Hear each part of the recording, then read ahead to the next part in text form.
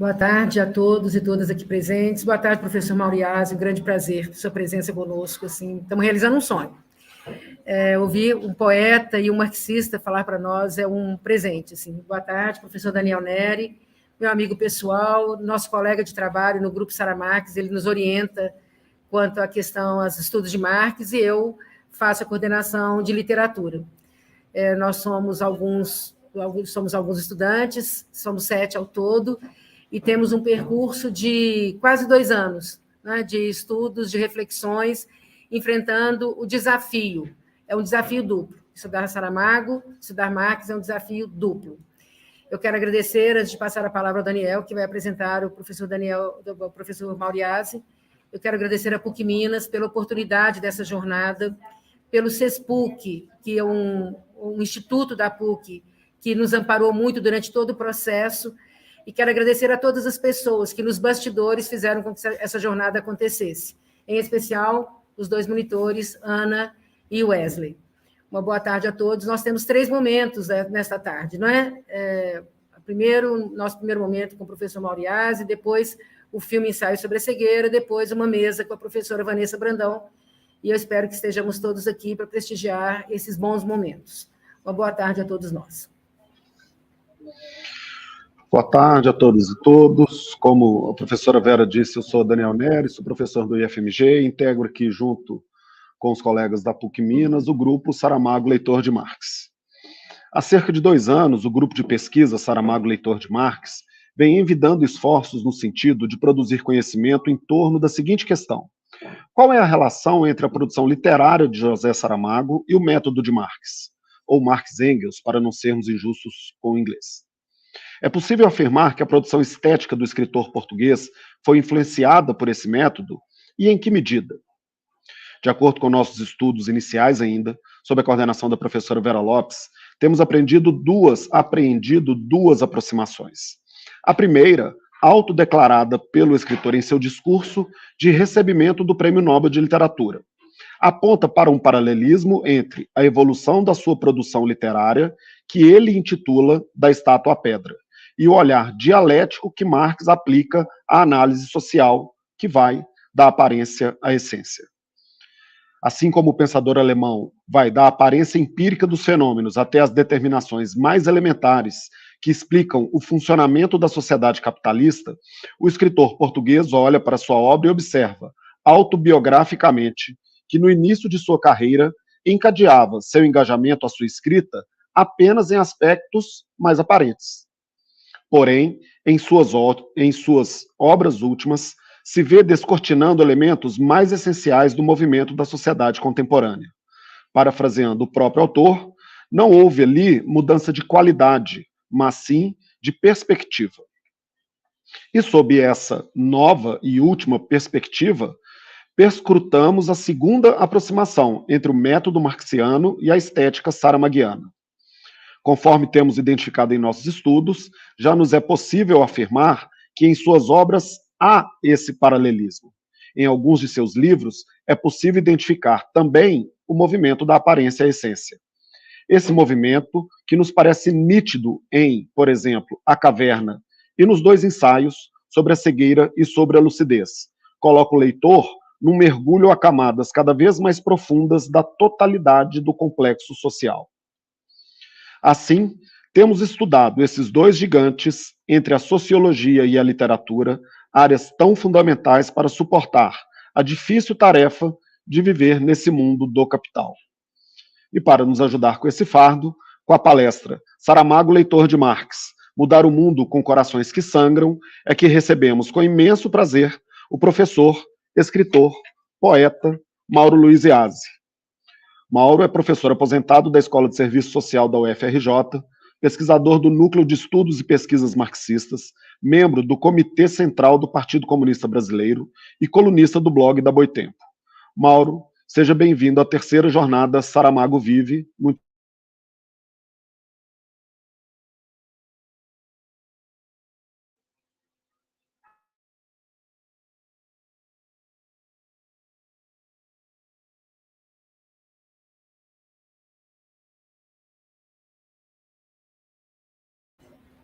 Um instante, Mauro, que a gente não está te ouvindo.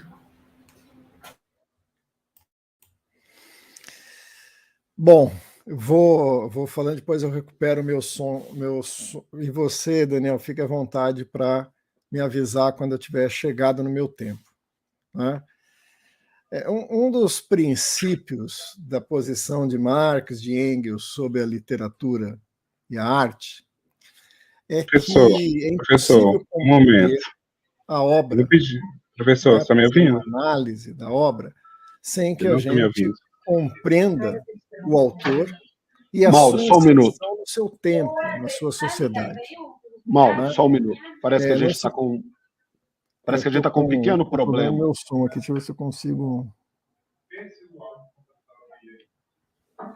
Só um minutinho, parece que o som também não está saindo aqui. Eu consigo acertar meu som, espera um pouquinho.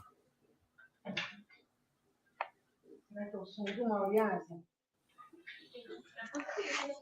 Pede para ele olhar se o som dele está ligado. Não, ele parece que está com um problema também.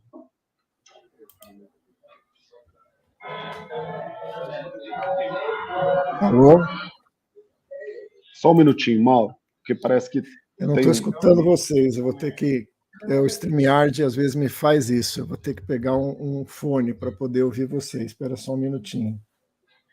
Ele não está escutando a gente. Um segundo eu volto com o fone, espera só um pouquinho, que me deu um problema no som aqui. Não. Caceta, gente.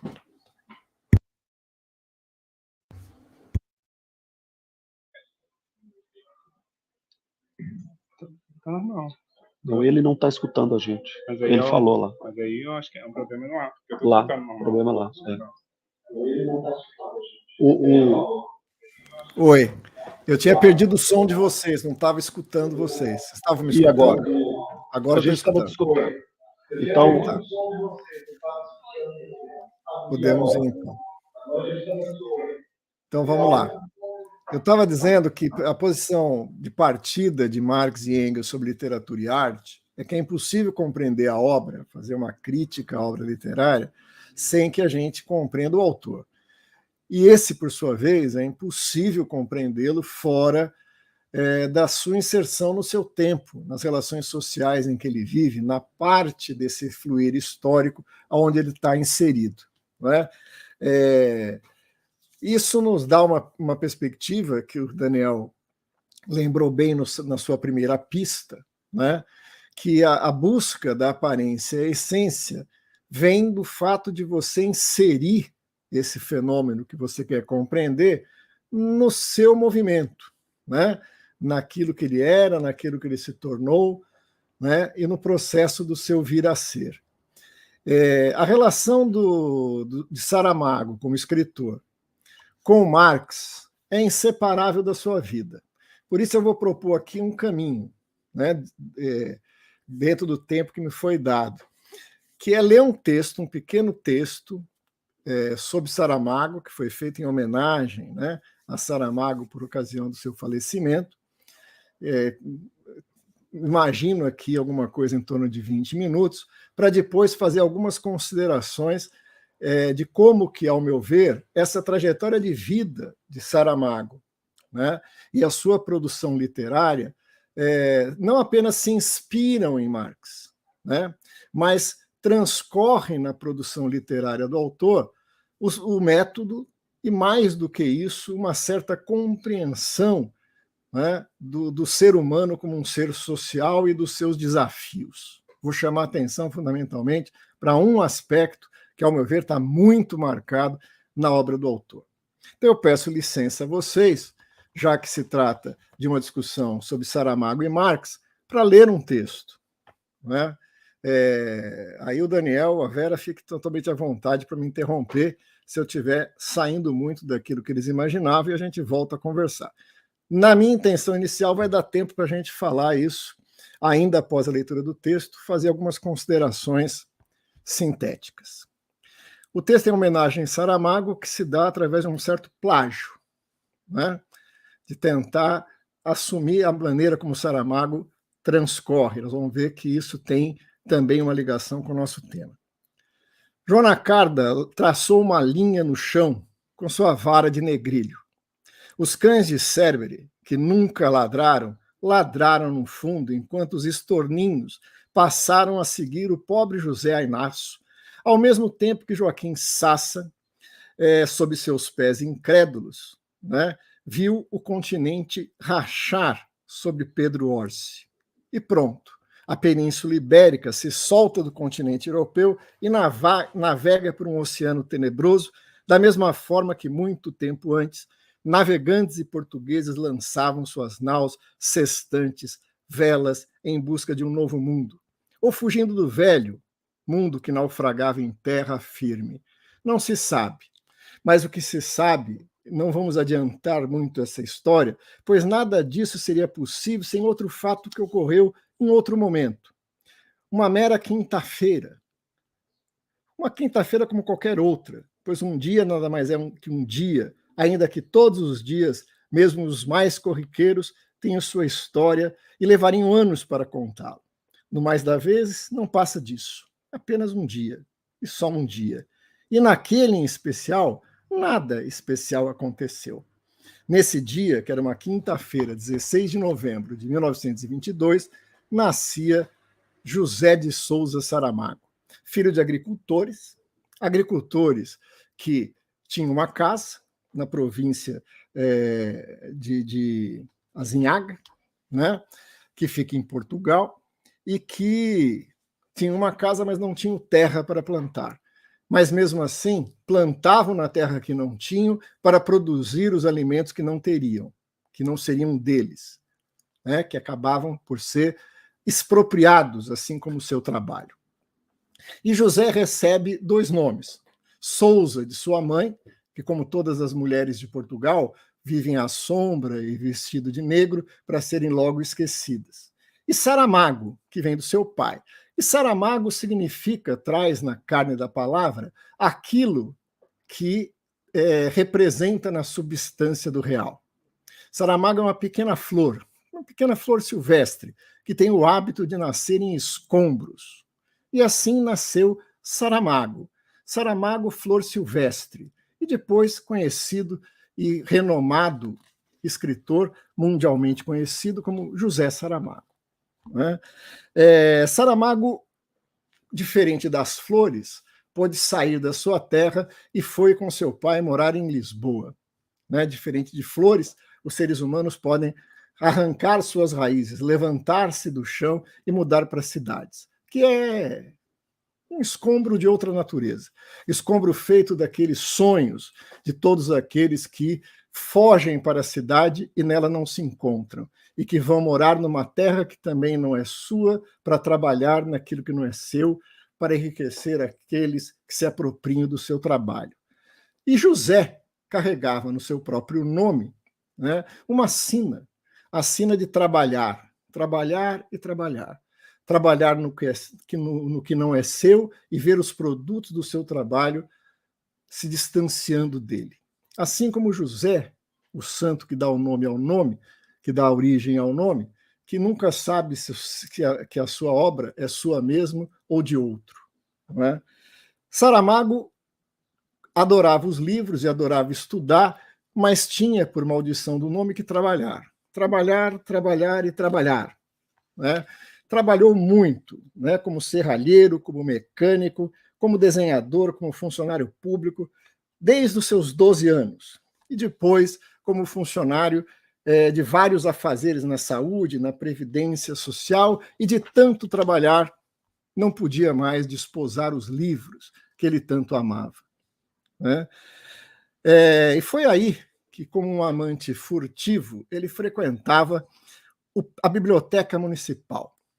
Antes Palácio dos Galveias, na freguesia de Nossa Senhora de Fátima, bem em frente ao Praça dos Touros do Campo Pequeno, que fora no século XVII, né, casa de campo, quando ali ainda era campo, de uma ilustre família do senhor Marquês de Távora, que em 1759, acusado de uma tentativa de assassinato do rei Dom José I, né, o que mostra que nem todo José carrega a maldição de ter que trabalhar, foi acusado de conspiração e perdeu sua casa, sua mansão, que passando de mão em mão até 1928, por um decreto da Câmara Municipal de Lisboa, é transformado em biblioteca.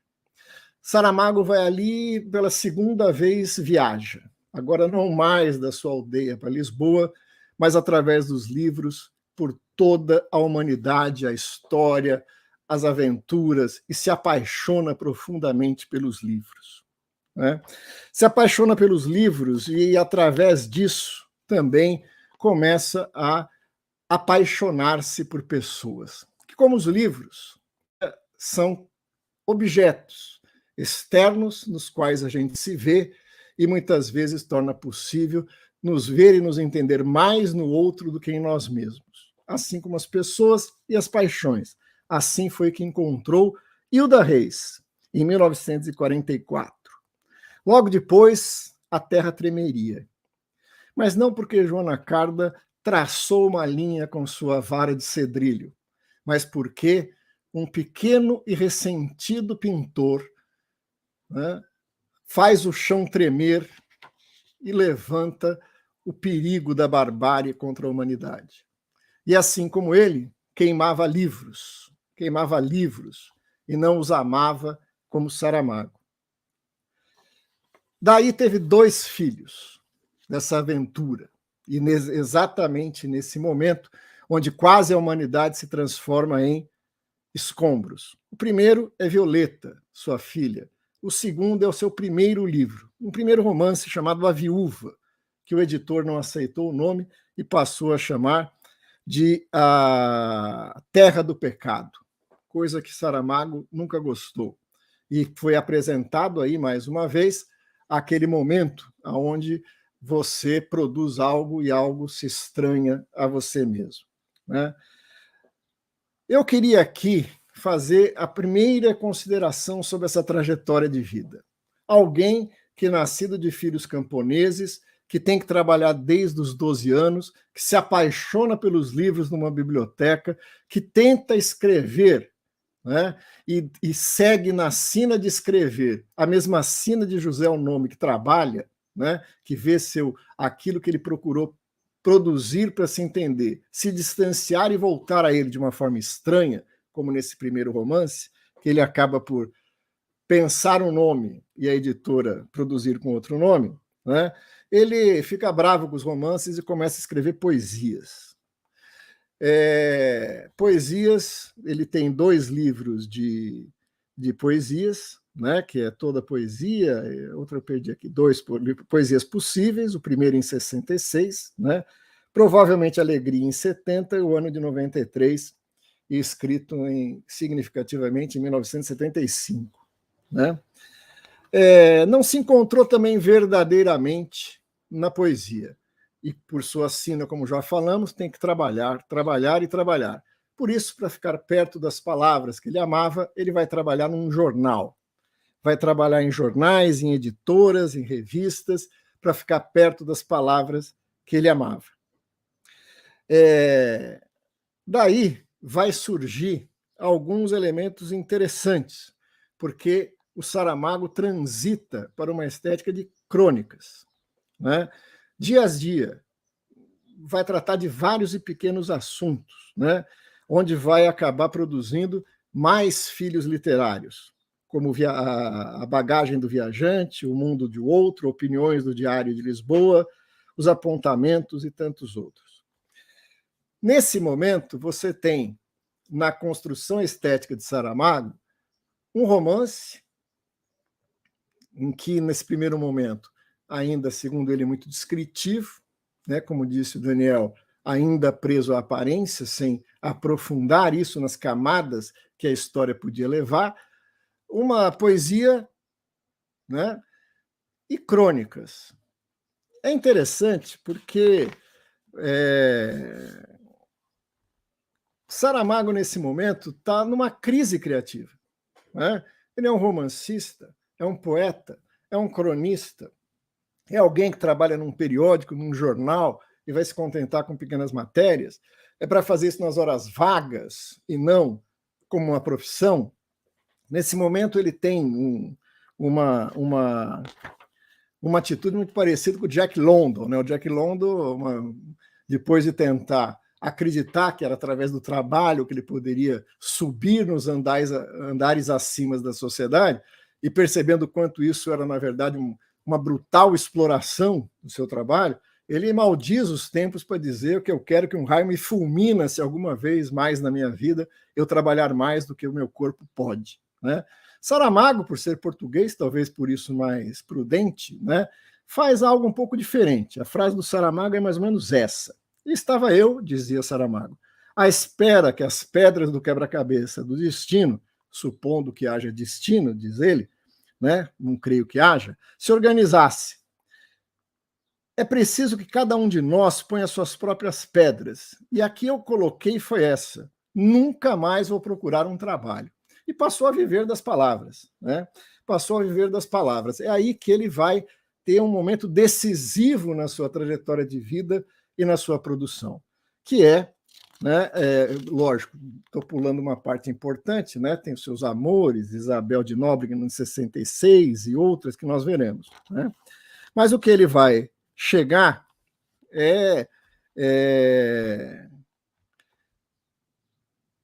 ao encontro decisivo, que é em 25 de abril de 1974, a Revolução dos Cravos. A Revolução dos Cravos vira de ponta cabeça aquele Portugal que Saramago procurava compreender e traduzir literariamente. Vira de ponta cabeça sua própria vida. Ele vai voltar ao diário, né, onde trabalhava, agora como diretor, né, daquele diário onde ele trabalhava. Isso vai produzir em Saramago uma reviravolta muito grande. No entanto, é bom que a gente lembre, né? É bom que a gente lembre que desde 1969 Saramago se aproxima e se filia ao Partido Comunista Português. Então, 75 já chega em Saramago com uma profunda convicção, né, não apenas com a teoria marxista, como a compreensão da necessidade de transformações profundas em Portugal. A sua própria história e a história dos seus pais vão ser a base de um dos romances que vão colocar isso, traduzir, né, dessa luta da terra, do camponês, até a Revolução de 74, no Levantados do Chão, por exemplo. Né? Em novembro de 75, há uma reviravolta. Né? Os militares acusam o diário de fazer um exagero, uma exacerbação dos princípios da Revolução de 74 e demitem toda a equipe do jornal. Então, Saramago se vê diante, na sua própria vida, de algo que ele produziu e se distanciou dele. Né? Se a gente procurar, principalmente a partir do Memorial do Convento, né? Ou se a gente, a partir dos romances que vão ser produzidos numa velocidade muito grande a partir daí, ele encontra, na síntese de tudo que ele foi até então, filho de camponeses, trabalhador desde criança, amante dos livros, tentativa de romances, de poemas e de crônicas, ele produz um estilo muito próprio, né? Como eu brinco no texto. Algo que a gente não sabe exatamente se é uma narrativa, se é uma fala, se é um diálogo, se são reflexões filosóficas, ou se são conversas, onde o escritor está expondo de uma forma, de um fluir seu pensamento, aonde a partir desse fluir da narrativa literária, a história vai se constituindo, os personagens vão adentrando, vão dialogando, como no diálogo, sem necessidade no próprio corpo do texto de travessões, indicações de quem está falando, se está falando ou apenas pensando, como digo no texto, que gera uma relação diferente com o leitor.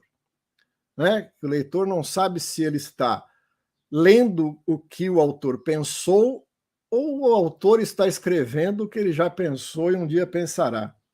Isso vai construindo uma forma de narrativa que certamente nasce em Memorial do Convento, em 1982. Uma série de livros, né, que são todos muito famosos e que certamente o grupo de estudo passou por eles, e nesse seminário foram tratados, né? O ano da morte de Ricardo Reis, de 84, a Jangada de Pedra, de 86, a história do Cerco de Lisboa, de 89, né? Evangelho segundo Jesus Cristo, de 91, que falaremos um pouco dele, o citado Ensaio da Cegueira, A Caverna, né? O Homem Duplicado, o Ensaio sobre a Lucidez.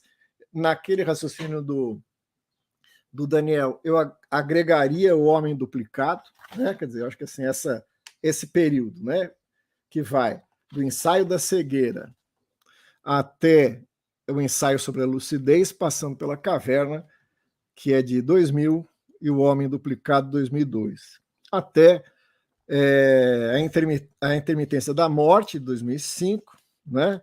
Caim, seu último romance publicado, em 2009, né? Além de peças de teatro, contos, livros sobre viagens, etc. Né? Eu passaria aqui a ler o restante do texto, que é curtinho, não se preocupe, para poder tecer, a partir daí, alguns comentários e conversar com vocês. Né? O leitor só se reconhece na obra em que o autor se reconheceu, assim como o humano se reconhece no humano. O homem se reconhece primeiro em seu semelhante, como já disse Marx, pois através da relação com o homem José, na condição de seu semelhante, toma o homem Mauro consciência de si mesmo como homem. De forma que é porque o autor se coloca inteiramente em sua obra, é que o leitor reconhece naquilo que é o outro, aquilo que ele é. Como um cão velho, personagem da caverna, né, se vocês lembram, que tem por nome Achado, porque era por isso mesmo, Achado. Tivesse ele pai para chamá-lo de Flor, nome de Flor teria, mas como foi encontrado, Achado era o seu nome. E que passa a desenvolver uma incrível sensação. Qual seria? Uma vaga sensação de pertencer a algo maior que ele, como nós de uma classe, um escritor ao seu país, um homem à humanidade. Esse velho hábito de nos procurar fora de nós mesmos, em palavras, livros, poemas, pessoas, flores, às vezes nos leva para longe de nós mesmos, em coisas que se voltam para nós como mercadorias, como Deus. Por isso, Saramago vive buscando o caminho de volta desse estranhamento, desse estranho fenômeno, no qual uma relação entre seres humanos assume a forma fantasmagórica de uma relação entre coisas. Como também disse Marx, né? Uma sociedade, uma relação social entre seres humanos assume a forma fantasmagórica de uma relação entre coisas. E o próprio Saramago dirá, né, como num dos seus personagens, né, no conto As Coisas, integrante do livro Objetos Quase, que é um livro essencial para fazer essa discussão sobre o método, né, onde o Saramago diz o seguinte: naquele momento era preciso reconstruir tudo, não tinha remédio. Quando nós éramos coisas, mas nós temos que gritar, declarar: não voltarão os homens a ser postos no lugar das coisas. Foi assim que reescreveu o Evangelho. E nele Jesus era um homem e era filho de um homem. E como ele chamava José, que concebeu um filho em sua Maria, que é como os homens fazem quando o Espírito Santo não está vendo. Um filho que tinha medo e tinha dúvidas e que errava, como, por exemplo, quando expulsou os demônios dos porcos e os fez jogar-se no mar, recebendo a ira dos produtores, né, dos proprietários dos porcos. Numa cena maravilhosa do Evangelho segundo Jesus Cristo, aonde, num barco, né, organiza-se um encontro para tentar uma trégua entre Jesus, o diabo e Deus. Né?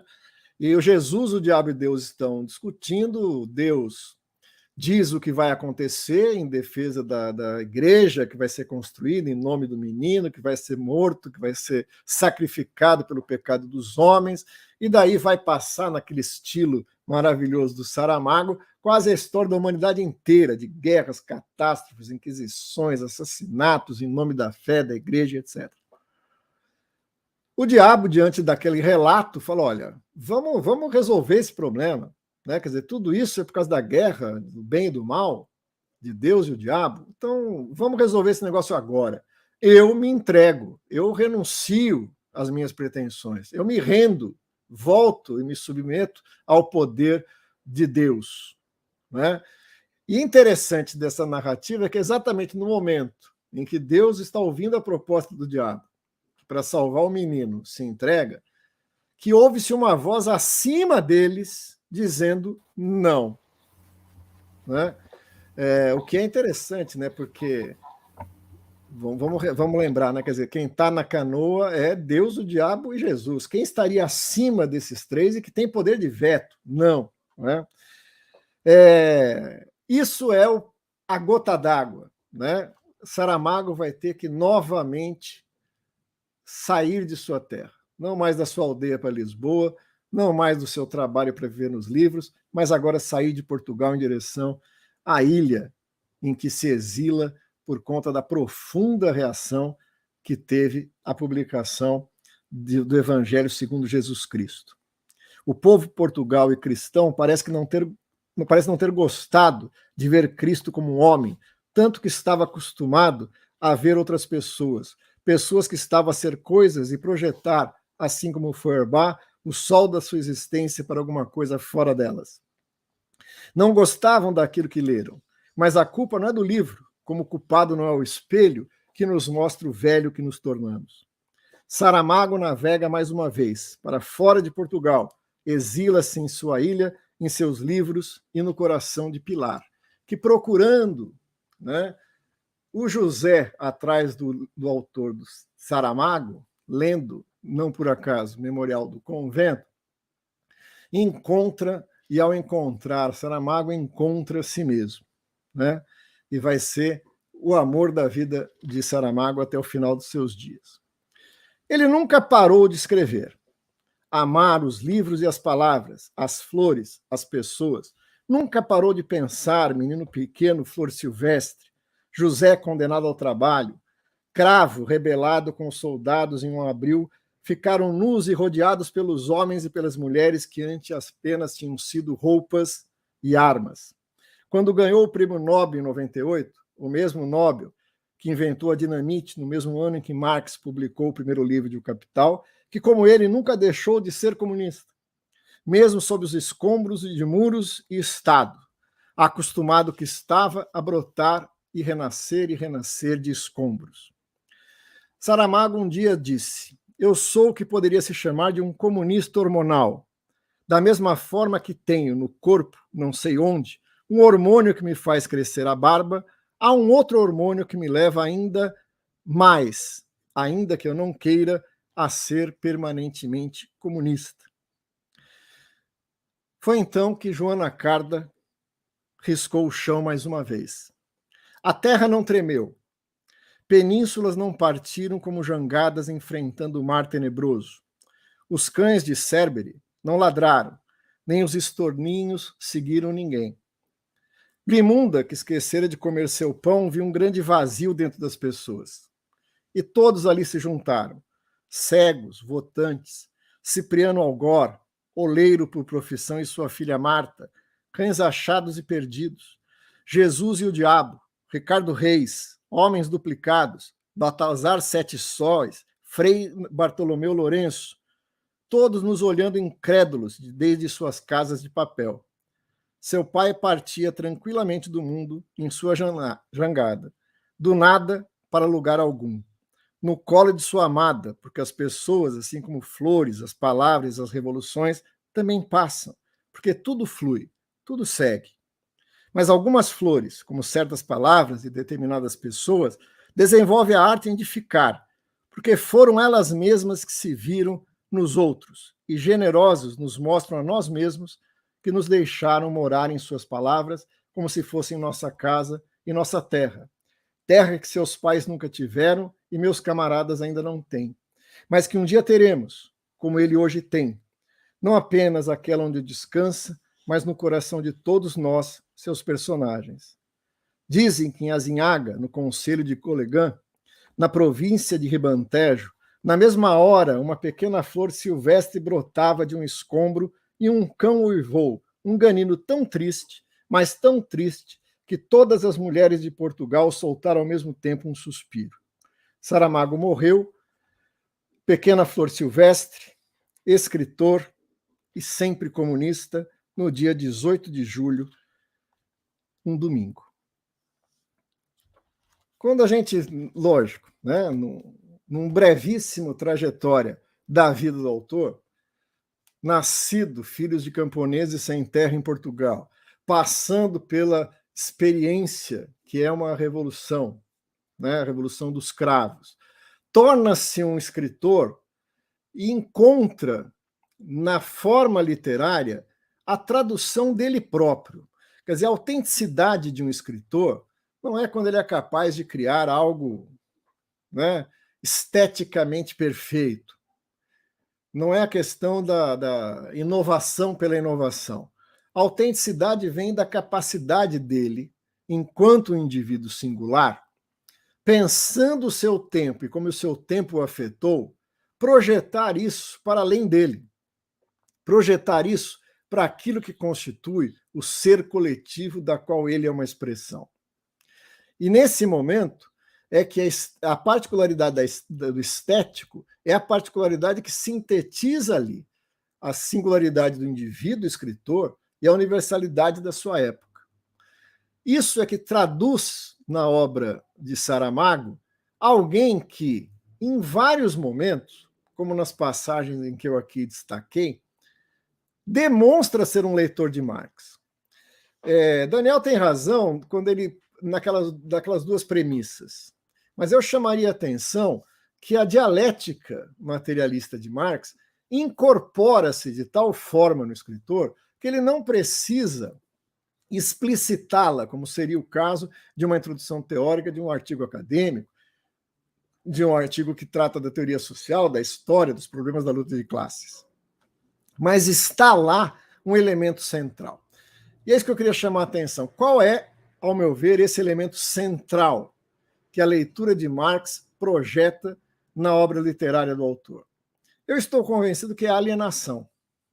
A alienação é esse processo magnífico e complexo em que o próprio ser se coloca para fora dele e que passa por pelo menos 4 momentos decisivos, né? A exteriorização, aquilo que é interno se exterioriza no mundo, e ao se exteriorizar no mundo se objetiva, e ao se objetivar distancia-se daquele que criou, podendo gerar, dessa maneira, o estranhamento entre aquilo que produziu e foi gerado, e, portanto, objetivado, e aquele que o gerou, de maneira que aquilo produzido se volta contra o sujeito como uma força hostil, que passa a controlá-lo ao invés de ser controlado. Eu estou convencido que esse é o tema de Karl Marx, né? Da sua crítica à filosofia do direito de Hegel, da sua transição a partir do contato com Engels e da crítica dos elementos iniciais da crítica da economia política, onde Marx pode, no diálogo crítico da noção de alienação em Hegel, diferenciar algo fundamental que vai, ao meu ver, orientar toda a obra do autor até a sua morte. A diferença do conceito de alienação em Marx para Hegel é que em Marx, diferente de Hegel, a alienação não é um processo inevitável que constitui, ao se constituir, o próprio ser social. É impossível ser social e, portanto, histórico, na concepção de Hegel, não se produzir quanto exteriorização do espírito, que ao se pôr no mundo se objetiva. E como isso é constitutivo do ser, diria Hegel, ontológico, né? Esse ser que se coloca no mundo, o espírito que se coloca no mundo e se objetiva, e, portanto, torna possível separar-se daquele que o criou, no caso de Hegel, o espírito absoluto, necessariamente se volta como algo estranho. A única maneira de enfrentar isso, já que é, na visão de Hegel, inevitável, porque o ser é sempre um ser que atua num contexto particular e, portanto, não vê esse movimento do todo, que é o espírito absoluto se colocando no mundo, ele sempre vai se confrontar com contextos objetivos que se apresentam a ele como estranhos, né? Portanto, a alienação, na compreensão de Hegel, é inevitável, e na combinação desses, pelo menos, desses 4 elementos. Em Marx, não. Quer dizer, o ser humano, o ser social, que não é expressão de nenhum espírito absoluto, mas do seu próprio fazer, se coloca no mundo, se objetiva, se externaliza e se distancia daquilo que produziu. Mas nada na própria constituição ontológica do ser leva que aquilo que foi produzido, ainda que no conjunto do devir histórico e não por um único ser particular, se apresente de forma estranhada ao ser que o produziu. Isso está ligado a um momento histórico muito determinado, o momento da mercadoria, um momento de uma certa divisão social do trabalho, um momento de uma forma de propriedade, né, que Marx vai estudar e entender na sua busca, na epopeia de busca da compreensão do ser do capital. Portanto, a conclusão de Marx nisso, que nos interessa diretamente aqui, é que o estranhamento pode ser superado. O estranhamento é uma particularidade da forma de uma determinada sociedade e não da constituição do ser, né? Os outros elementos, a exteriorização, o distanciamento, são próprios do ser social e histórico, mas o estranhamento não. O estranhamento é do reino do capital. O que vai fazer, com a pergunta de Marx, como superar esse estranhamento? E na perspectiva marxiana, isso só pode se dar alterando as relações sociais que produzem esse estranhamento, fundada na propriedade privada, na mercadoria, e depois, na sua compreensão, pela mercadoria na forma capitalista. E as suas expressões que daí derivam, assim como o Estado. Quando nós voltamos à obra de Saramago, é um eterno perder daquilo que os seres humanos produziram como sociabilidade, né?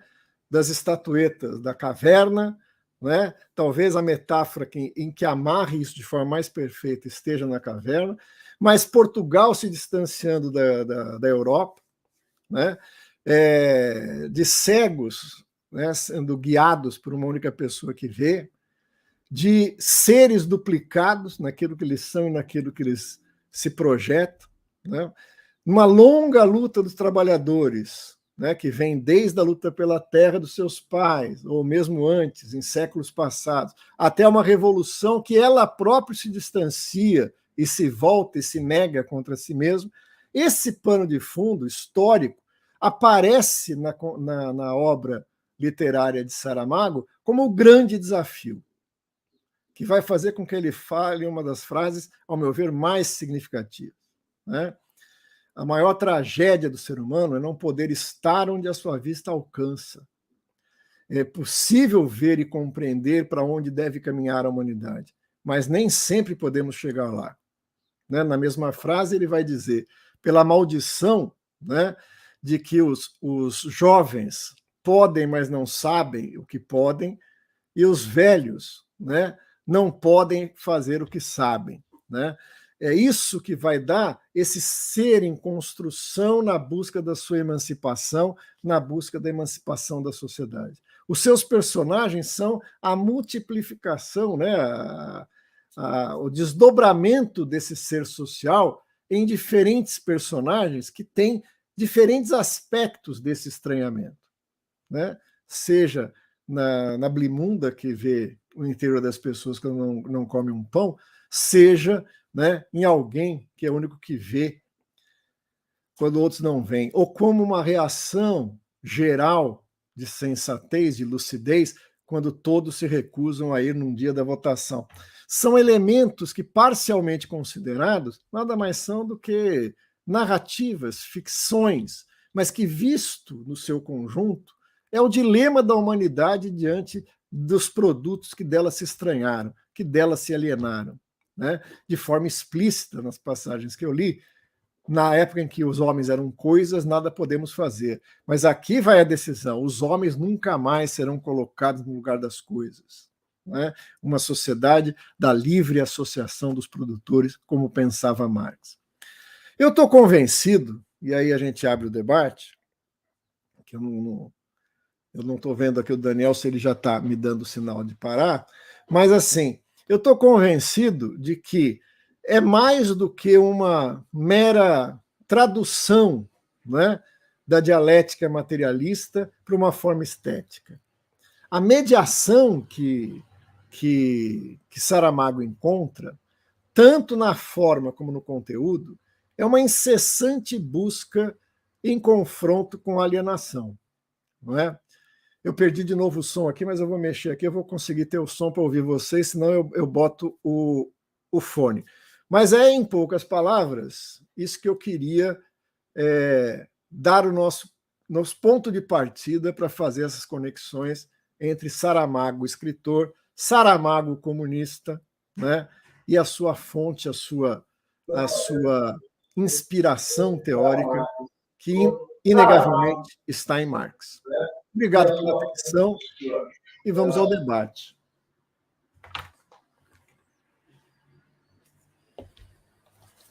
Vocês estão me ouvindo? Ei, pessoal, a gente está te ouvindo assim, é porque a gente está transmitindo aqui no YouTube, e aí estava um pouquinho com delay. Aí a gente espera o pessoal ouvir. Eu estou à disposição de vocês. Bom, pouquinho, nada, né? Muitas palavras muito profundas para o nosso grupo, especialmente aqui, nossos jovens estudantes, para mim, para Vera Lopes. A gente teve aqui uma bela aula de como a gente ainda tem um longuíssimo caminho a percorrer, né? Embora, Mauro, eu esteja aqui no grupo como um leitor mais adiantado das ideias de Marx, eu ainda sou um estudioso incipiente assim, no marxismo, e a sua palestra mostra isso. E é muito empolgante, é muito entusiasmante mesmo, porque num determinado momento a gente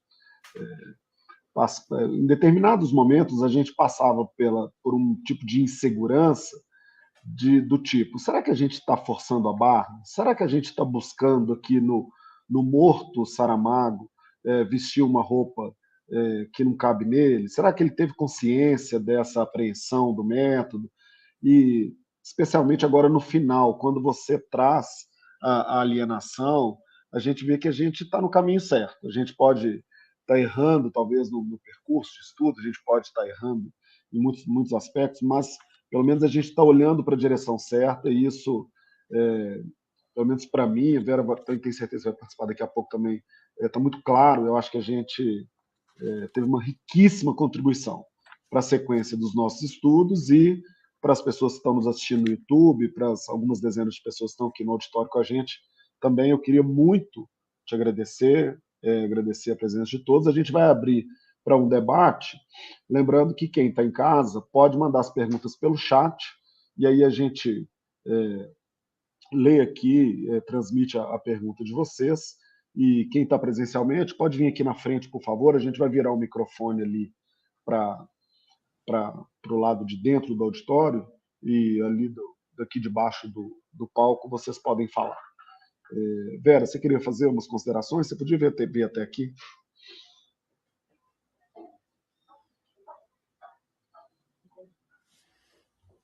Eu estou ouvindo vocês, mas não estou vendo, mas tudo bem. Vocês comandam aí. Eu vou colocar assim.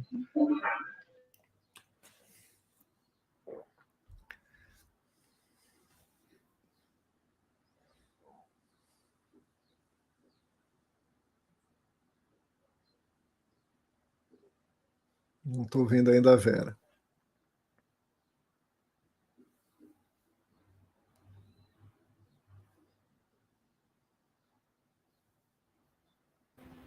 Agora foi. Pronto. Mauro, primeiro, as coisas me incomodam assim, na sua fala em relação ao que nós estamos estudando, né? Porque eu era leitora, estudiosa de Saramago, e resolvi pesquisar a respeito. Depois, no meu contato, sou muito amiga do Daniel, eu comecei a ler Marx, e engatinho muito antes de engatinhar, né? Mas, quando li o texto do Zé Paulo Neto sobre o método, introdução ao método, foi uma das minhas primeiras leituras para eu me sintonizar com esse universo do discurso de Marx. E eu já conhecia o texto da Estátua à Pedra, do Saramago, e eu tinha, naquele momento, um certo juízo de valor, como se eu considerasse, eu ficava um pouco aflita, porque eu adoro O Ano da Morte de Ricardo Reis, é a minha obra predileta, mas eu entendia que tinha um juízo de valor quando ele vai para a segunda fase, até eu aprender que não. Mas quem me ensinou mais sobre o fato de não haver hierarquia ali foram os estudos de Marx.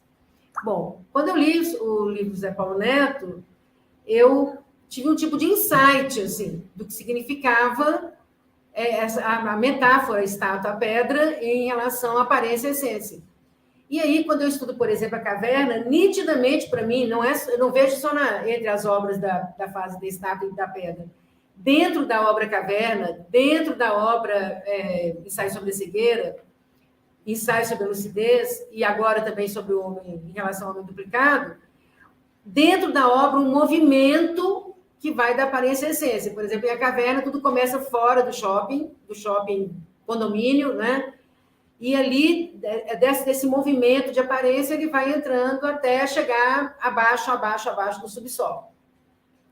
Bom, mas eu nunca tinha pensado na alienação. Minha pergunta é se a gente tem que mudar o foco de estudo, por exemplo, do grupo, e acrescentar, porque o que você fez foi uma certa costura em todas as obras, sem separar a Estátua da Pedra, considerando que alienação é a questão chave das obras de Saramago. Ou se a gente continua com esse percurso, mas sem exatamente fazer a separação das duas coisas. Eu queria que você conversasse um pouco comigo sobre isso. Mas sem exatamente... Vou respondendo ponto a ponto, Vera, Daniel, ou vocês querem somar um bloquinho de questões?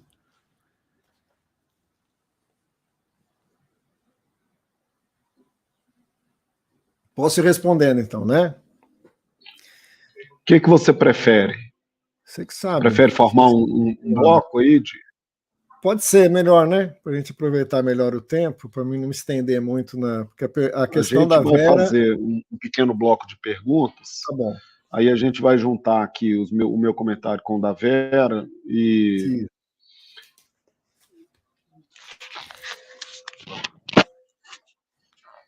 Ele está falando, mas eu não estou escutando. Não estou falando. Pode ir. Ah, não, tá. Não, então, pessoal...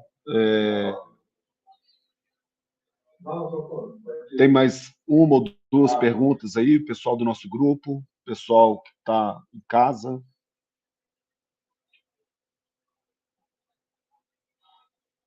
Pessoal do nosso grupo, pessoal que está em casa.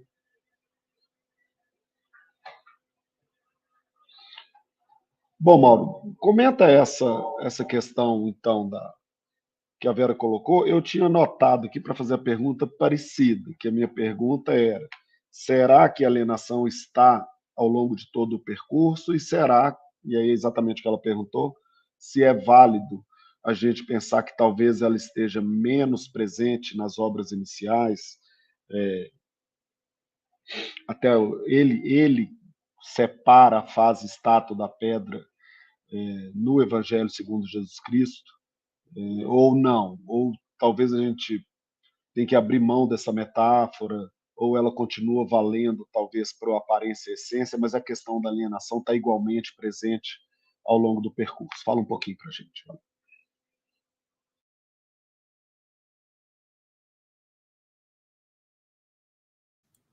Realizando algo muito rico, né?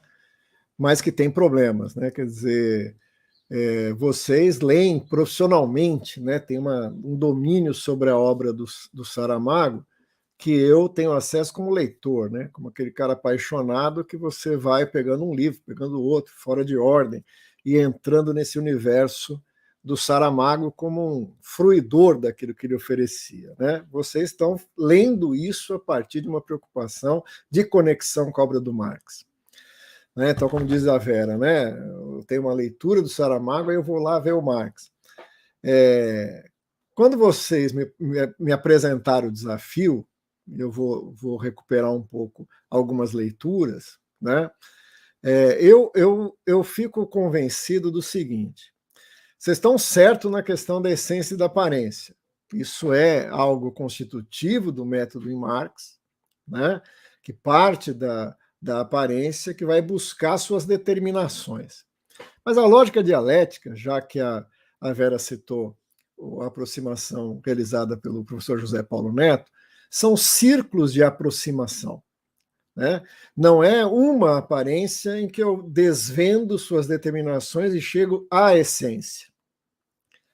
O real, e aí é uma pista de Hegel que Marx incorpora, o real é o processo da sua constituição, no seu movimento, né? Quando Hegel fala a verdade está no todo, mas o todo nada mais é do que o processo da sua identificação. Ele é, portanto, antes de mais nada, resultado e não como ponto de partida. Estou citando aqui literalmente o Hegel na introdução à história da filosofia, né? Ou, melhor dizendo, na fenomenologia do espírito. O que o Hegel está dizendo é que a verdade está no todo, por quê? Né? E por que eu acho que esse é o nexo da essência e da aparência com a questão da alienação? Porque a verdade está no todo, porque o indivíduo singular sempre vive em contextos particulares, né? Na concepção do Hegel, vamos recuperar um pouco isso. Está lá o espírito absoluto. O espírito absoluto vai se pondo no mundo, né? Naquilo que ele chama de manifestações do espírito objetivo. Os seres humanos só podem entrar em conexão com essas mediações particulares. Portanto, na metáfora de Hegel, por tentar compreender a árvore, eu não consigo ver o bosque, né? Mas a verdade está no todo significa que eu preciso me distanciar desse pertencimento particular para ver o movimento da constituição do todo. Isso, para o Hegel, é diretamente a discussão da alienação, né? Quer dizer, por que eu não compreendo o movimento do todo? Porque eu estou inserido num contexto particular que não vejo esse movimento. Para o Hegel, isso só pode ser resolvido pelo trabalho da consciência sobre a consciência, pela filosofia, né? Quer dizer, na medida em que eu, com o instrumental teórico correto, me distancio desse contexto particular onde estou e visualizo o todo como síntese de diferentes momentos particulares, através do método que ele julga ter organizado num sistema de pensamento, eu supero essa visão fragmentada, diríamos nós, alienada do todo. Qual que é o salto de qualidade de Marx, né? Quer dizer, é verdade que os seres humanos estão sempre inseridos em contextos particulares, é verdade que o todo e o movimento da sua identificação que tem que ser compreendido, mas isso não pode superar a alienação. Por quê? Aí vem aquela diferença que eu estava afirmando. Porque a alienação para Marx é fruto de uma certa sociabilidade particular e não do ser social na sua generalidade. Os seres humanos se veem diante de uma totalidade que fragmenta esse movimento, que impede dele se identificar e se compreender no resultado da ação humana objetivada na história, porque essa ação foi mediada por certas formas que fragmentam o ser social, através da divisão do trabalho, através da propriedade privada e depois, posteriormente, no estudo do capital, na forma de uma mercadoria nas condições de produção capitalista, que cinde o ser social entre quem vende a força de trabalho e quem se apropria do valor na propriedade dos meios de produção.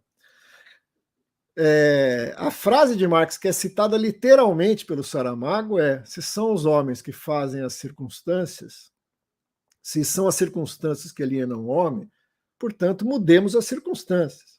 Humanizemos essas circunstâncias para produzir um ser social humanizado, nos termos de Marx, no início da sua carreira, emancipado, né, na dimensão da emancipação humana. Por isso que eu acho que a compreensão, a premissa da diferença entre essência e aparência, e busca das determinações da aparência, tem que ser buscada na perspectiva de Marx, como um movimento dialético, né?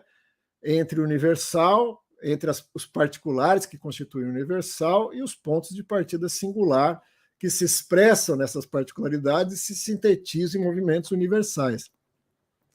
Para Marx, já que são as circunstâncias, não é uma ação da filosofia que é capaz de mudar o mundo, mas uma transformação material do mundo, nas formas de viver, nas formas de produção, numa revolução, né? É difícil, sem um aprofundamento na história de vida do Saramago, saber o que vem primeiro, né? Se é uma compreensão teórica que o leva ao comunismo ou se é a sua adesão ao comunismo que o faz buscar uma compreensão teórica. É evidente que ele, naquela passagem, né, em que ele está tendo que trabalhar e desde os seus 12 anos e frequenta a biblioteca, que ele possa ter tido acesso, né, aí um biógrafo de Saramago pode dar essa informação de forma mais precisa, que eu não tenho, que ele pode ter tido acesso a obras de Marx. Não é assim que costuma acontecer no processo de consciência das pessoas, né? Quer dizer, ele é um exemplo da constituição da classe trabalhadora, ele é um expropriado, vem de uma família expropriada, teve que trabalhar a vida inteira, né? Vê o seu trabalho sendo algo como um instrumento de mediação da exploração de outro, e não de realização, de autorrealização. Ele não precisa ler Marx para compreender isso, a sua vida constitui isso, porque ele é um ser representativo dessas relações sociais que constituem a alienação. O que pode acontecer é que a adesão dele ao comunismo, né, a revolução dos cravos, o amor dele pelos livros, que certamente o leva a compreender teoricamente esse compromisso que vivencialmente ele já havia realizado, dá a ele a compreensão daquilo que ele vive, né? Se ele fosse brasileiro e morasse em Minas Gerais, quando ele lesse Marx, ele poderia formular ele poderia sair cantando, ia ser estranho, mas ele poderia cantar, né? Ele poderia falar o seguinte, né? Certas canções que ouço cabem tão bem dentro de mim que perguntar carece, porque não foi eu que fiz, né? Quer dizer, quando ele lê Marx e fala, bom, é isso, né? Quer dizer, essa é a explicação do mundo, bom, mas isso sou eu, né?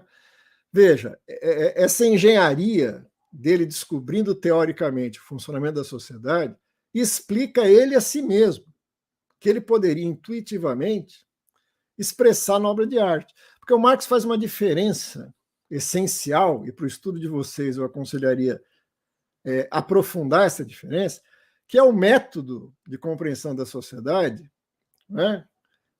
Não é o método que ele se difere, diz o Marx, do método da arte, né? da intuição e de outras formas. Por que eu estou fazendo essa diferenciação? Porque, num primeiro momento, o Saramago podia expressar isso como expressão da sua subjetividade de viver uma sociedade de classes, onde a alienação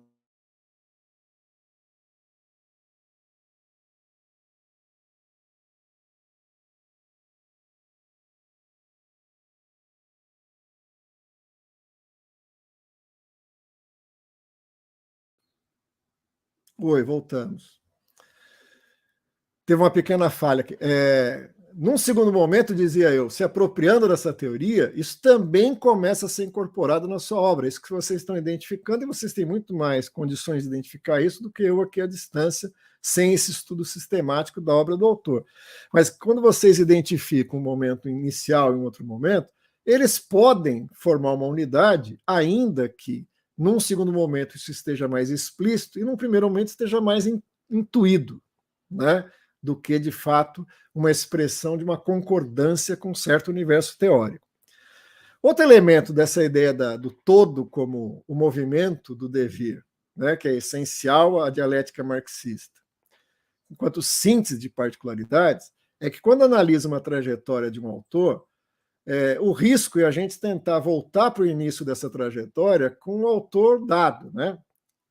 Então, a compreensão do homem, a chave da compreensão do macaco está no homem, né? Então, a forma mais desenvolvida explica a forma menos desenvolvida, dizia o Marx. É verdade, mas quando a gente corre o risco de buscar as fases de vida de um autor, achar que ele já nasceu pronto com tudo aquilo. Isso não é verdade para o Marx, né? Vocês, estudiosos de Saramago, poderão me dizer se é verdade para o Saramago. Eu suspeito que não. Né? O Marx não nasce materialista dialético. Né? A crítica à filosofia de Hegel, ele começa por se contrapor a Hegel.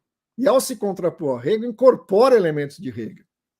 Né? Ele vai, com base em Feuerbach, a pista para entender esse mecanismo da alienação, o ponto de partida é Feuerbach, né? A crítica à essência do cristianismo. O Marx é um Feuerbachiano com princípios políticos de Rousseau, fazendo uma crítica a um gigante que é o Hegel.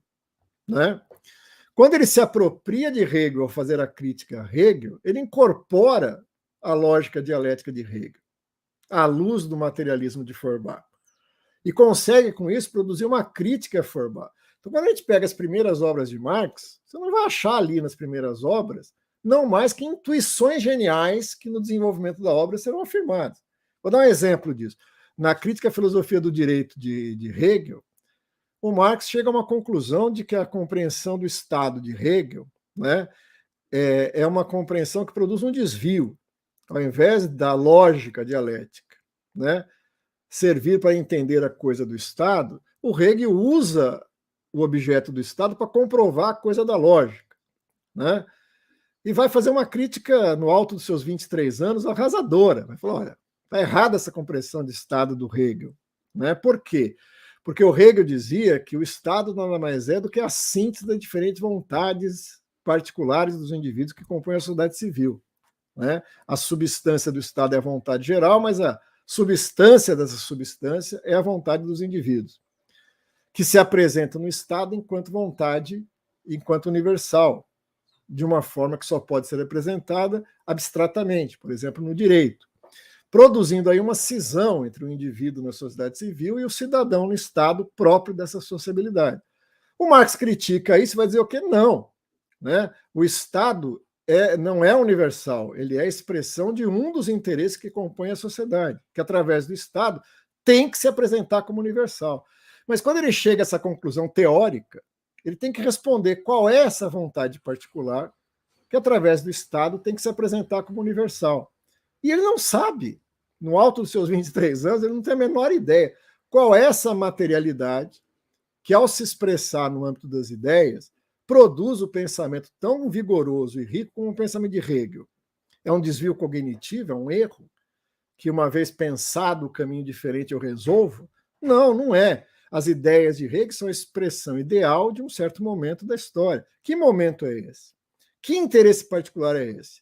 O que falta a Marx nesse momento? A crítica da economia política, que ele vai desenvolver posteriormente a Gazeta Renana, o encontro com Engels e as pistas para se dedicar à economia política. Né? Por paralelo, eu diria o quê? Se você tem um funcionário público brigando contra o seu tempo, escrevendo pequenas tentativas de romance, poemas, crônicas, né, ensaios de romance, uma primeira fase dele dificilmente estaria todos esses elementos articulados. O que é possível ver que a primeira fase, à luz do movimento geral da sua obra e da sua trajetória de vida e de escritor, pode ser compreendido como um momento dessa totalidade. Né? Ele não precisa ser a confirmação do final. Ele é um momento constitutivo da trajetória. O Hegel, para os seus alunos, quando perguntava o que é uma rosa, rosa é uma flor lá com aquelas pétalas, né? Caule com espinhos, com folhas serrilhadas. E o Hegel mostrava sementes, né, de rosa. Falava, e isso aqui é o quê? Não, isso não é rosa, é semente. Não, isso aqui é rosa no momento inicial dela. Depois vira aquele arbusto cheio de espinho, depois vira flor. Mas assim, aonde está a verdade da rosa? Na semente, no arbusto ou na flor? Está no todo. O mesmo nos serve para entender a trajetória de um autor. Né? Quer dizer, aonde está o Saramago, leitor de Marx? Ele é um outro momento da vida dele, certamente. Né? Provavelmente não antes de 1966 ou 69, quando ele entra no Partido Comunista. Mas a intuição de um ser da classe trabalhadora, em choque com a realidade que o oprime, já estava lá. Ela só vai ganhar forma teórica depois, mas ela já estava lá, né? Porque se ela não tivesse lá enquanto insatisfação, enquanto choque com a realidade que gera a rebeldia, que gera a insatisfação, ele não poderia se identificar com a teoria que, no campo das ideias, descreve isso que ele está vivendo no campo da sua ação pessoal, no cotidiano, na sua trajetória, e traduzindo isso para diferentes obras. A questão do estilo aí é uma outra coisa que vocês têm muito mais elementos para estudar. Resumidamente, né, que eu já me estendi demais, aparência e essência contém a discussão da alienação.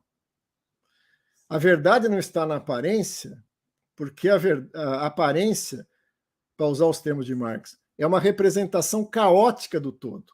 O método constitui em decompor isso nas suas partes, nas particularidades que contém, e mais do que isso, associá-las isso numa síntese. Esse círculo dialético da aproximação do pensamento diante da realidade é um ciclo sucessivo, né? Então, por que se eu ficar preso à aparência, eu estou preso a quê? A consciência imediata e, portanto, a alienação, a reificação, nos termos do Gramsci, o senso comum, né? Ir além dessa aparência pressupõe captar suas determinações e esse movimento enquanto totalidade. Esse é o movimento do pensamento sobre o real que leva à transformação do real, né, para superar a alienação. Ele não pode ser entendido como a, né, compreensão de categorias de análise que, uma vez detidas, eu tenho seres alienados que não têm esse método e seres que não são mais alienados porque assistiram o curso do José Paulo Neto sobre método. Não é isso. Todos nós estamos envolvidos na alienação, porque as bases delas são objetivas, que só se alteram com a transformação dessas bases materiais, no esforço daquilo que Saramago encontrou na sua vida, que é uma revolução, né? Saramago é incompreensível sem a Revolução dos Cravos, sem o Partido Comunista Português, né? Isso que faz ele dar um salto que certamente vai marcar as obras posteriores aos meados dos anos 70, que pega exatamente esse período que vocês estão me falando.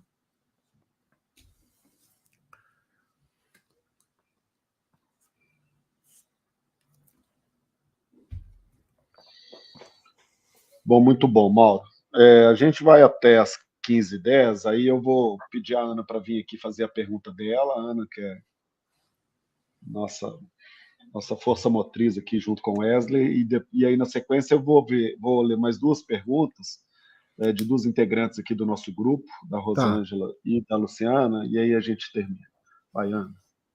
É o seguinte, minha pergunta. Eu comecei a estudar Marx há pouco tempo, então se eu falar qualquer coisa que estiver errada, pode considerar. Mas é o seguinte, dentro da obra do Saramago, a gente consegue ver várias personagens femininas que são centrais para a narrativa, da forma que ele retrata as mulheres e tudo. Numa análise marxista da obra do Saramago, como que a gente consegue fazer uma relação entre o marxismo e o feminismo? Tá, essa fica a primeira pergunta do bloco, e aí, na sequência, Mauro, eu até coloquei no chat do StreamYard para te ajudar, a Rosângela... Tá. A Rosângela fala: fico feliz em saber que estamos caminhando de forma consistente em nossos estudos do Grupo Saramarx. Além da alienação, Saramago levará essa categoria ao ponto máximo, ou seja, a reificação. E a Luciana, de certa forma, até você acabou antecipando um pouco a resposta do que seria a pergunta dela. Ela pede para você comentar a categoria da dialética com relação especialmente ao conto Coisas, que é um conto que a gente trabalhou aqui, você comentou um pouco na sua fala, mas aí se você conseguir organizar a sua fala final em torno dessas três perguntas, acho que vai ficar bem legal. Vamos lá. Não, primeiro, Ana, tem razão, né? Quer dizer, os personagens femininos são muito fortes na obra de Saramago, né? Não é à toa que aquela que continua enxergando quando todo mundo se submete à cegueira é uma mulher, né? A Blimunda, né, que vê dentro das pessoas, é uma mulher. A Marta, filha do oleiro que faz as estátuas, é a personagem que vai nos guiar nesse labirinto que vai achar até as catacumbas, né? Então, você tem razão, você tem personagens femininas muito fortes. A sociologia da literatura, né? Lucian Goldman, Poplovy, Lukács, sempre disseram que a literatura é uma expressão dessa, né, na categoria da particularidade do estético, que por meio da qual você tem a construção de uma universalidade humana, né? As mulheres são muito importantes na vida do Saramago, né? Seus 3 relacionamentos, sua filha, né? Isso é muito forte, e isso é muito forte na tradição portuguesa, né? Isso, de certa forma, passou para o Saramago, ele está colocando ali. Eu não teria elementos, viu, Ana, para poder afirmar essa conexão entre feminismo e marxismo na obra de Saramago. Acho que aí é uma boa pista para você estudar e ver isso. A compreensão de Saramago é um ser da sua época, né? Então não tenho essa informação se ele chega a teorizar isso ou apontar isso. O que a gente pode dizer é que a compreensão do marxismo é inseparável da compreensão de enfrentar a questão da mulher, né? Em tempos como os nossos, em que certas questões foram, de certa forma, sequestradas como temas específicos de um pensamento pós-moderno, por exemplo, isso se obscurece, mas em todos os momentos na tradição marxista, a questão da mulher estava presente como uma questão importante, né? Como se expressou, por exemplo, na Revolução Russa. Mas em Marx também, em Engels muito fortemente, né?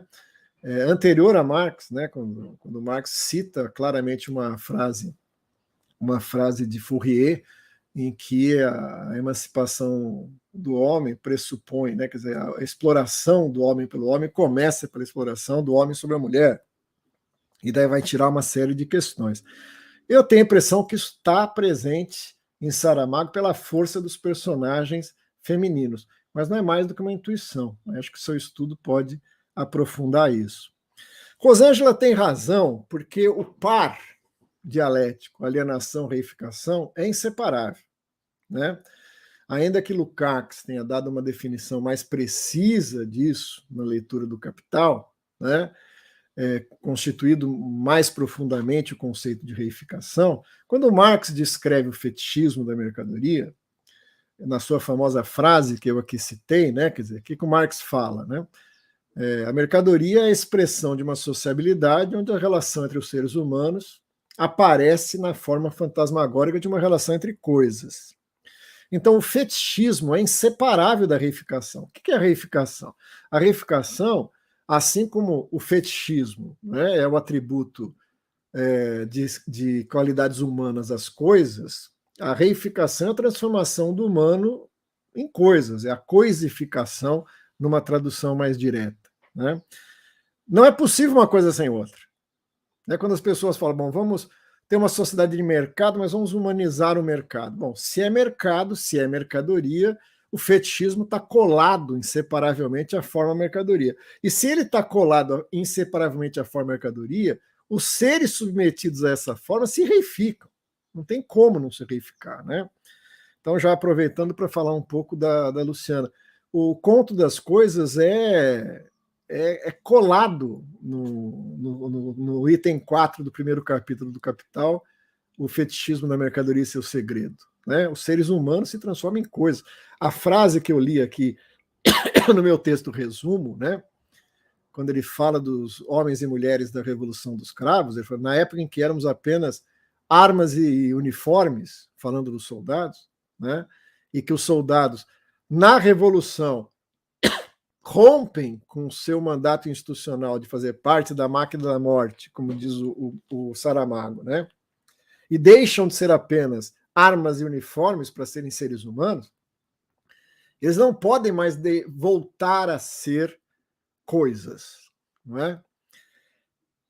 Mas, assim, tanto nesse conto, como no ensaio sobre a lucidez, ou no ensaio sobre a cegueira, muito fortemente no Homem Duplicado, tem um pessimismo muito grande do Saramago, né? Você não tem o famoso final feliz, né?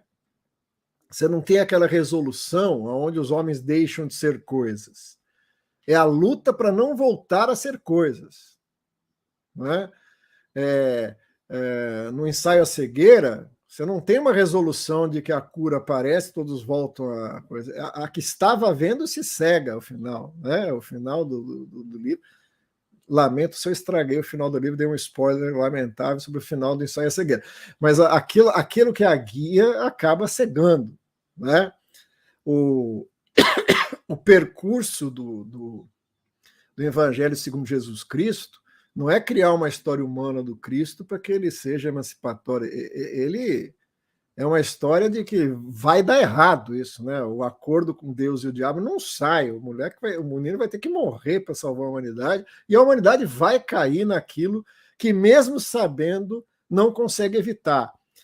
Ele é um ser humano de uma sociedade que precisa se transformar, que se moveu na direção da transformação, mas que ele não viu isso se completar em sua Portugal, na reversão da Revolução dos Cravos, e na sua época, né? Porque a época de Saramago, e daí vem alguma das críticas e tensões dele com o próprio Partido Comunista Português, é a época da reversão da Revolução Russa em burocracia e o seu desmonte, né? Na queda da União Soviética. Ele é o ser dessa época. Então, essa busca da emancipação e de enfrentamento da alienação não é uma busca de eu compreendo a alienação, eu a transformo e logo eu fico emancipado. É uma eterna busca de algo.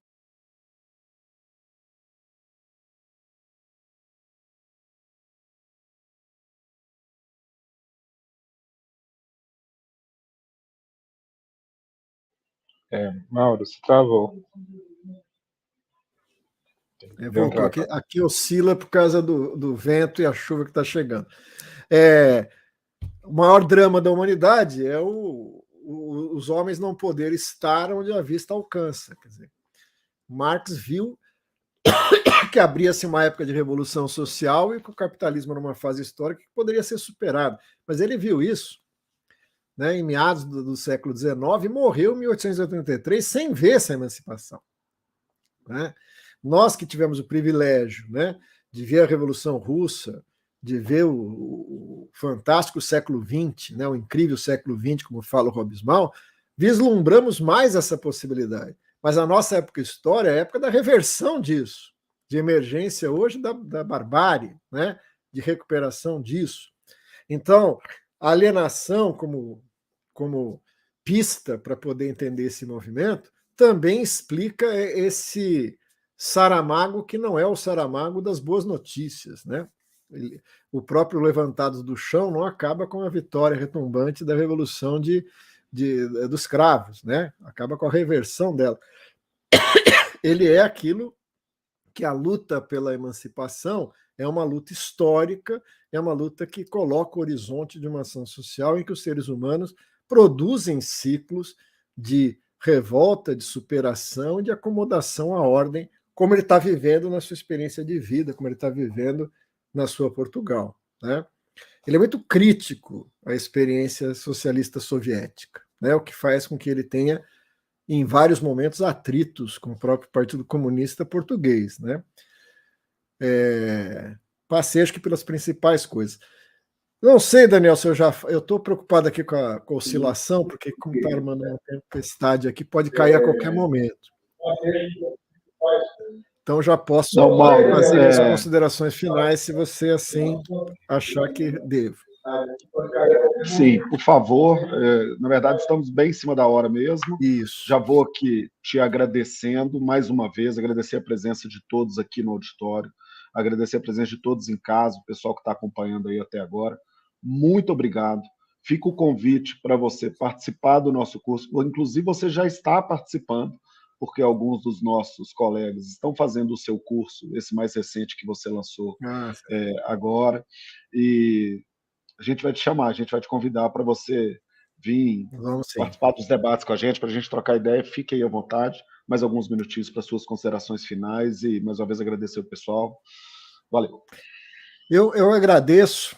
Gostaria muito de poder estar presencialmente aí com vocês. Acho que essa plataforma acaba facilitando, e por um lado, e por outro lado, parodiando Marx, né? É uma relação entre seres humanos na forma fantasmagórica de uma relação entre smartphones, né? Então a gente pode superar isso e certamente vai ter oportunidade de estar junto pessoalmente para conversar e principalmente para me ouvir, que eu fiquei muito interessado no caminho que vocês estão fazendo aí no estudo desses dois autores que eu gosto tanto, na literatura, o Saramago e no Marx, né?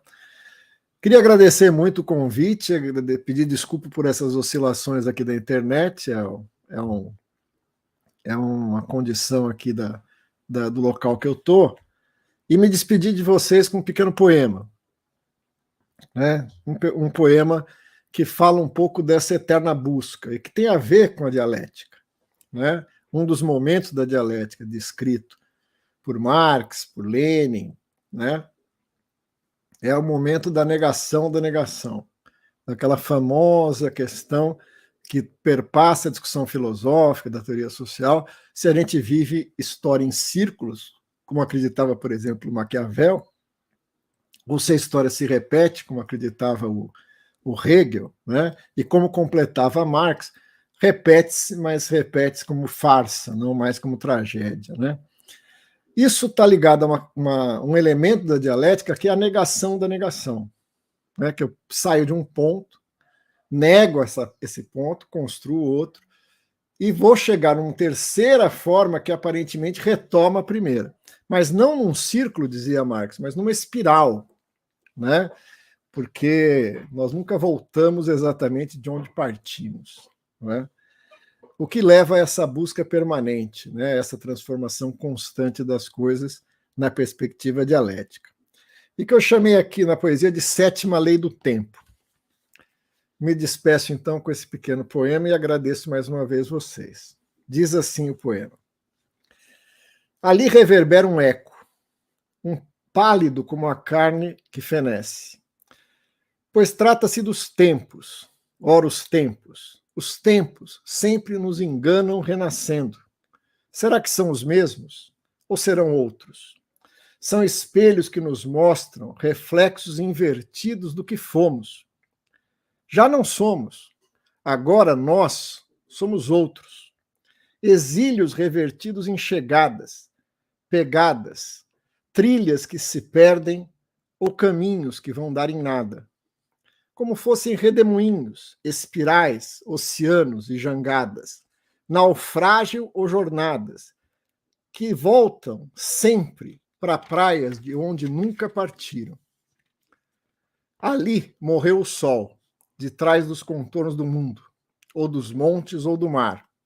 Logo ali seu corpo em chama se transforma em cores, conclamando as trevas de um céu sem estrelas. Mas em outra parte haverá luz. As pessoas despertarão dos sonhos que pareciam eternos, de abraços ternos ou abismos profundos. Mas aqui por um tempo vencerá o sono ou a insônia. Os gatos retomarão seu reino, as ruas vestirão suas vestes nuas de silêncios e ruídos pequenos. Mas o planeta rodará sobre o seu próprio eixo, em busca do mesmo sol que hoje perdemos. E abraçará suas mesmas faces ardentes, festejando um dia a volta da claridade. Porque virá um novo dia, sabemos, porque a noite não pode vencer. Esperamos. Obrigado para vocês, grande beijo, boa sorte no estudo do Saramago com Marx.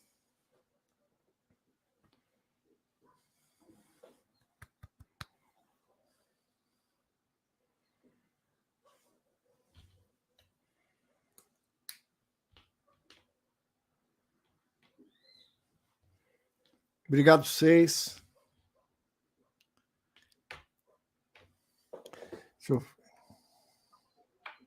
Só